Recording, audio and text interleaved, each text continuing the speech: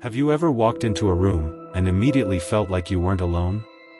Like something was hiding just out of sight, waiting for you to let your guard down? A few years ago, a man named Daniel bought an old house in the middle of nowhere. It was cheap, secluded, perfect for someone who wanted peace and quiet. But from the very first night, he knew something was wrong. The basement was the worst part. Every time he went down there, the air felt heavier, thicker, like something was pressing down on his chest. And then, one night, he noticed something strange. A patch of the concrete wall near the back looked different, smoother, like it had been repaired. Daniel ran his hand along the wall, and that's when he felt it. A draft coming from behind the concrete. He grabbed a hammer and started chipping away, and after a few strikes, the wall crumbled, revealing a hidden door. The door was small, too small for an adult. It looked like it was made for a child, and when Daniel pulled it open, the smell hit him first. Rotting meat, stale air, and then, he saw the handprints. Tiny ones all over the inside of the door. That's when he heard it, a giggle coming from inside the hidden room. Daniel stumbled back, his heart pounding, and then, the door slammed shut on its own. He never went back down there. He moved out a week later. But sometimes, he swears he can still hear something scratching at his new bedroom door at night. And the worst part? The realtor told him later, the previous owners had a daughter. She disappeared when she was 6. They never found her. Traveling alone can be terrifying, especially when you realize you're not as alone as you think. A woman named Sarah was on a road trip when she stopped at a cheap motel for the night.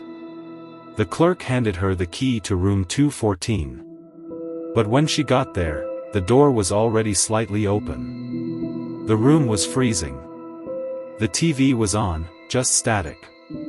And the bathroom mirror, it was covered in fog, like someone had just taken a shower. But Sarah was the only one there. She tried to ignore it, but then, she noticed something strange about the closet. It was too deep, like the room was bigger on the inside than it should have been. And when she opened it, she saw another door. One that wasn't on the motel's layout. Sarah's hand trembled as she reached for the handle. When she opened it, the air smelled like wet earth. And at the far end of the hidden room, she saw a figure standing perfectly still. Staring right at her. She slammed the door shut and ran to the front desk. But when she got there, the clerk just frowned. "Room 214, he said. "That room's been locked for years. Nobody stays there." Sarah never went back. But sometimes, when she's in a hotel alone, she swears she can hear something knocking from inside the walls. Imagine moving into your dream apartment, only to realize you're not the only one living there. A guy named Mark rented an old apartment in the city. The landlord told him the last tenant left in a hurry.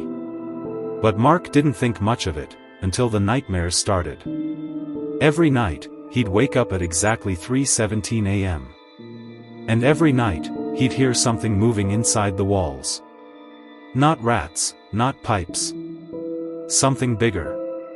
One day, Mark noticed a strange smell coming from his bedroom closet. When he pulled out all his clothes, he saw it. A small, hidden latch behind the back panel. His hands shook as he pried it open, revealing a crawl space. And inside, there was a mattress. A blanket. A bottle of water. And a note. It said, "I live here now." Mark called the police. But when they searched the apartment, the crawl space was empty. Except for one thing. A single sentence, freshly scratched into the wood, "You'll see me soon." Mark moved out that same day. But sometimes he swears he can still hear breathing, coming from inside his new closet.